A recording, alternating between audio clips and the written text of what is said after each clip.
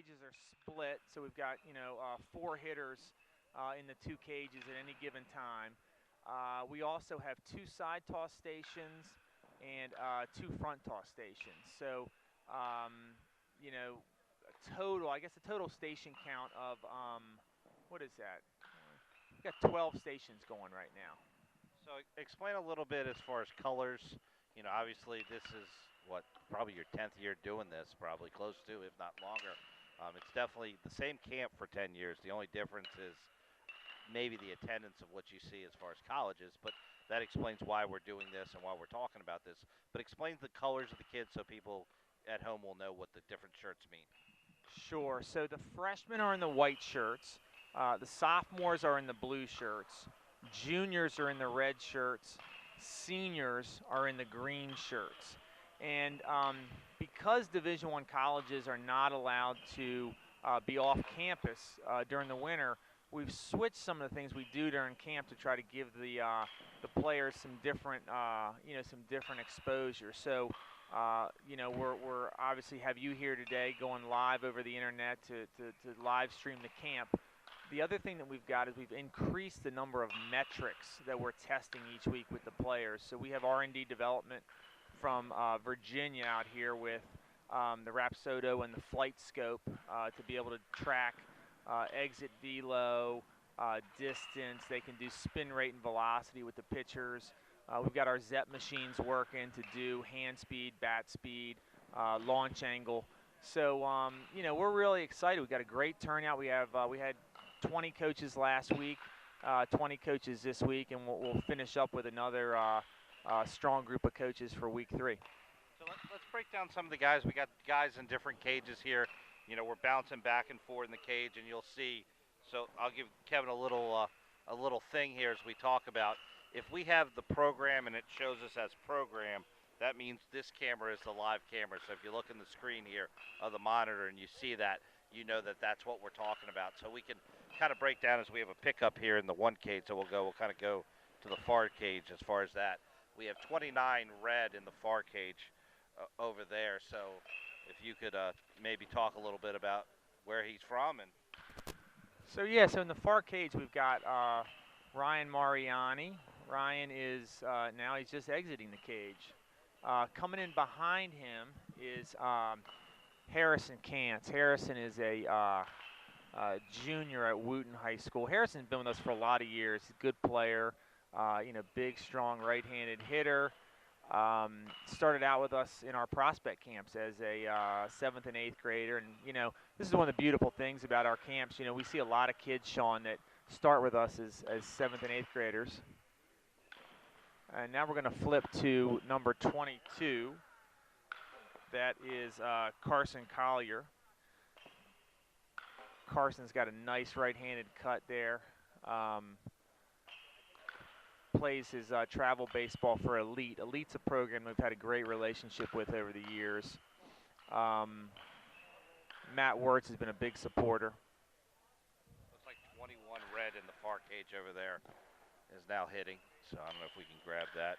Once you cut, I'll get a real book. Sure, we're going to get a real book here so we get some information. Kevin's going to step aside so we can get that as we go back and forth through the different things. In this cage here, we have 23 red on this cage, and then hopping right now that you're watching is 23 red. Yeah, this is Tanner Dixon. Tanner's coming to us from Frederick High School. Tanner had a really good week last week. Drew a lot of interest from college coaches. You can see why. He's got good bat speed. Ball explodes off his barrel.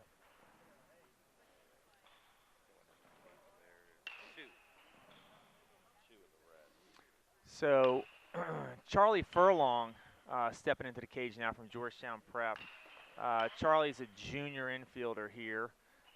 Charlie's another kid been with us for a lot of years. His brothers came through the camps. Brothers were good players. Look at Charlie. Look at his approach here. Nice short left-handed swing. Uses the whole field. Good balance at the plate. One of the things I look for in young hitters is, head discipline, the ability to, control that head through their swing. A lot of young guys tend to fly off the ball or have a lot of movement forward towards the pitcher. Charlie does a good job with that. We're going to Matthew Ferroni from Pilati High School. Matthew's a 5'11", 165-pound infielder at Pilati, showing a lot of bat speed. Matthew was not here last week with us, but like what I'm seeing early today from Matthew. 12, looks like walking in now. 12, I think. Yep, 12. So we're going to lock in here on KJ Jarrett. KJ is a 5'10", 140-pound junior from Longreach High School. And this is KJ's first year with us. Again, you know, like what I see from KJ in the cage, Sean. He's, you know, showing, showing some good bat speed. And again, I love the balance, you know. So 43 again. We talked about him earlier. You got Nicolas Cook in here from Northern High School. Nicolas is a 6', 185-pound infield pitcher, and ball's really jumping off his bat this morning. Showing a nice compact swing. Nicholas is is a guy with a great frame. Batting practice pitcher struggling a little bit getting it in there. There we go. Nicholas Finch with a nice line drive in the left field there. So we'll now go and allow us to talk a little bit about different things. We'll go to both cages where they'll be live. You'll be able to simultaneously do different things like that. You know, you talk about approach and you talk about different things from kids, and obviously you've been around the game for a long time and played at a very, very high level. And obviously now the game it seemed to get earlier and earlier as far as the recruitment. You know, you see kids and what I would imagine 10 years ago might not have been that important for them to get out and get exposure, and now seems to be almost to the point where sometimes it's too late. And not that it's in a bad way, because I think you weren't a late bloomer, but there's a lot of guys. I know one of your co-partners, Bobby St. Pierre's, he'll openly admit that, you know, his recruitment didn't start until his senior year. And you look in today's age as what we have, you kind of miss those guys. Yeah, I tell you, it's an interesting phenomenon, you know, and because we've been doing this camp for, 11, 12 years now, we've really seen the evolution of this, whereas you saw a lot of activity for guys typically, between their sophomore and junior years, and then a lot of activity between their junior and senior years. That's really transitioned to, higher level guys are, committing, as early as the fall or spring of their freshman year. We had a kid on one of our teams in the fall. He's an 8th grader, actually committed to one of the top programs in the country as an 8th grader. So, yeah, you really, when we started this camp 10 years ago, the freshmen, I know at St. John's and Prep, we kind of told them, hey, it's good to kind of get here just to kind of have the experience and go through it, not really have to worry about being recruited. But that's totally changed. I mean, colleges are on guys earlier and earlier, and so it is important if you're a young player to get to these events and get the attention of these colleges. Well, I think it's crazy if you think about it. I know your brother and me go at it in the spring and talk to a lot of the same kids as far as what high school to choose. Coach Rodriguez here at Georgetown Prep, the same thing. You have kids that are taking longer to choose what high school they go to than they go in college, and it makes you wonder, and it makes you put in a situation that you hope they're doing their due diligence. And I look at it from a perspective of colleges. Colleges are making sure they're seeing kids. Now, the fact that they're recruiting 8th graders and 9th graders doesn't mean they're not watching those kids. They're still going out and watching those kids. They're starting just earlier in the process. Whereas the kid that's committing as a freshman or as an 8th grader, are they looking at schools in the same way? You look at it from yourself. You have the opportunity to play professional baseball. The deal's got to work on both sides. And the second the deal doesn't work for you, and whatever you're getting paid isn't worth what your time and your value is, that's where it becomes tough in a tough situation. I look at kids, and if you had some advice for, these are young kids. I mean, these aren't the seniors. These are still, these are still young kids. What do you say to a kid like that? So, it's interesting. When I was a senior in high school, I was trying to make a decision about, what college I was going to go to. And, a lot of people tell you, kind of put a cut sheet together and go through the pros and cons. And, and I think for me, I actually followed my gut instinct. There was a lot of schools that I had the opportunity to go to, and I ended up going to Old Dominion. And people would say, hey, why did you go to Old Dominion over Miami or Florida State or Oklahoma State or Notre Dame? And, Sometimes, you just have that feeling that when you meet with a coach, when you see the facilities, when you talk to the academic advisors, that's where you want to be.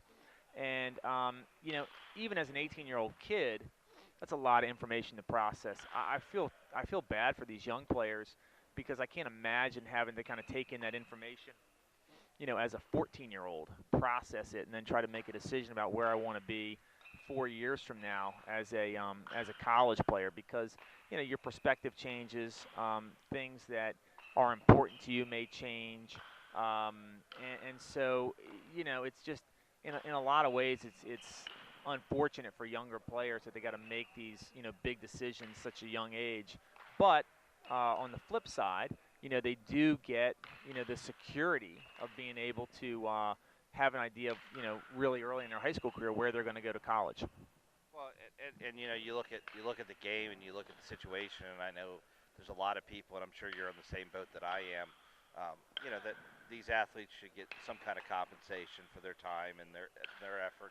And the way you look at it, and the way I look at it, is probably in the same way. The amount we get out of our education, and the fact that either they helped you with tutoring, or they helped you with getting into classes, or they even helped you financially.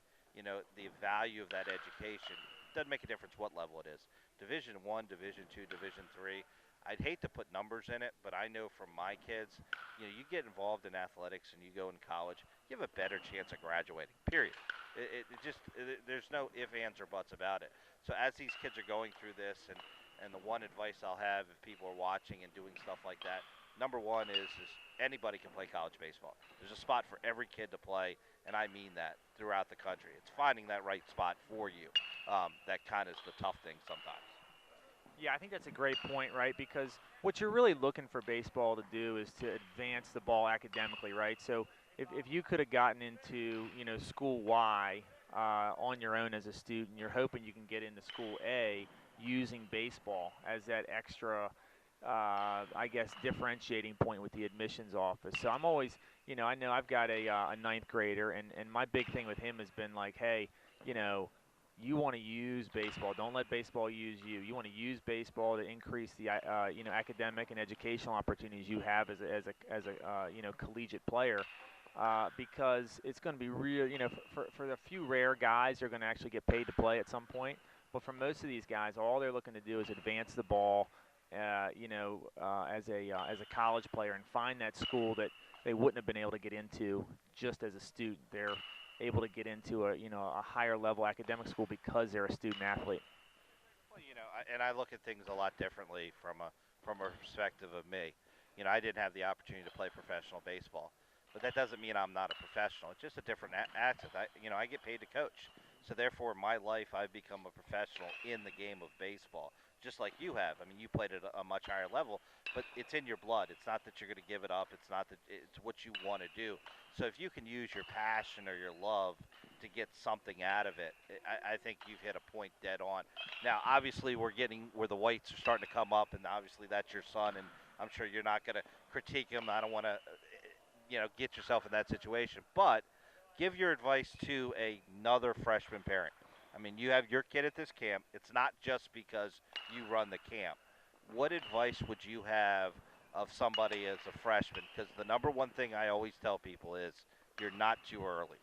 If you said, look, I missed Diamond Skills, obviously there's one more week, so you could still sign up if you wanted to. I'm sure if you talk to people, you could definitely get yourself in front of the college and stuff like that. But if you miss it, obviously it's have a good high school season. But what do you think the next plan if you have a kid, if you're giving Casey's dad advice? So that's a great question, Sean. So here's kind of my overarching philosophy, behind this process, right? You do want to get exposure. For a kid in the DMV to be able to come to this camp and, go in front of, call it 60 colleges over a 3-week period is an outstanding opportunity. One of the great things, too, is that as a freshman, it gives you a little bit of a chance to experience this and kind of go through it. So that when you jump out there next summer after your freshman year in high school, you've kind of been through an evaluation process in front of a bunch of coaches, and you know how to kind of relax and settle yourself in. You know how to handle, when you're not playing as well. one thing I try to tell the kids is that you need to recruit the colleges as much as the colleges recruit you. So I would tell every dad to tell their kid, take a picture of the schools that are at camp each week, and then send each of those schools an email and say, introduce yourself, tell them that you're interested, ask them, what they're looking for in players, and start to begin the process of exchanging information, trying to get them out to see you. Schools like to feel the love too. They want to recruit guys who are good players that want to be part of their program. And so, one of the things I always harp on with these guys is that if you think you're going to just sit back and have all these offers coming your way, you're probably mistaken, because there's very few Alex Rodriguez's, there's very few Derek Jeters that are that good where schools are just going to come flocking towards you because the kind of player you are. Most of these guys are all kind of bunched up in that middle category of solid players, and they got to figure out some way to separate themselves. And my big thing would be recruit the schools, as much as they recruit you, and take advantage of every opportunity you can, to get in front of schools. Well, and my advice to you is, and my advice, it's very simple. I know of maybe 2 or 3 people that have ever played this game that went out on their own terms. No matter what it is, somebody taps you on the shoulders and says, it's time to give it up. And and when I'm talking about those guys, it's guys like Cal Ripken, it's guys like Derek Jeter. It's not the everyday, as we're having another switch here, so you'll see a massive switch and kind of a lack of a cage here through the process. But you go through that and you put yourself up there. You're seeing the evaluation part. Obviously, that's what we're showing you in the thing. But I think the camp is different, and I think that's something you should put out there as far as the process, because it's not just, hey, let's put you in front of 20 colleges, let's put you in front of YouTube. If we had a camera, and hopefully we'll get the opportunity to swing around and get it, you'll see stations, you'll see ZEP, you'll see different things like that. You have conversations about stretching and staying healthy, and I think that's huge for a process of, sure, if you want to come in and play in front of colleges, that's great, but there's other advantages to a camp like the Diamond Skills Camp.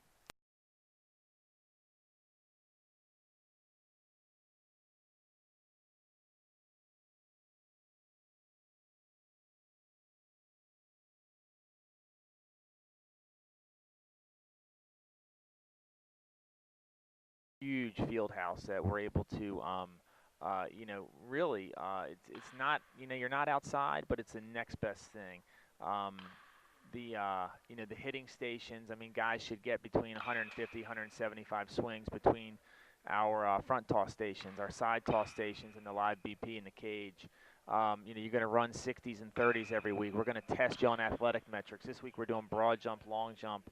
Last week we did 5, 10, 5 tests. So even for guys who, we have some guys actually here that are committed to big schools, and they're here for the workout. They're here to get their numbers. Yes, they know it's a really productive way to spend their Saturday morning. Okay, Kevin's going to have to jump off here, so we're going to kick back here. We're going to go to some video, some individual guys, so you'll be able to watch it. We'll turn off the mic here and be able to grab it. So we'll go back to individual cage work here, and we're in the green section. We'll be back shortly.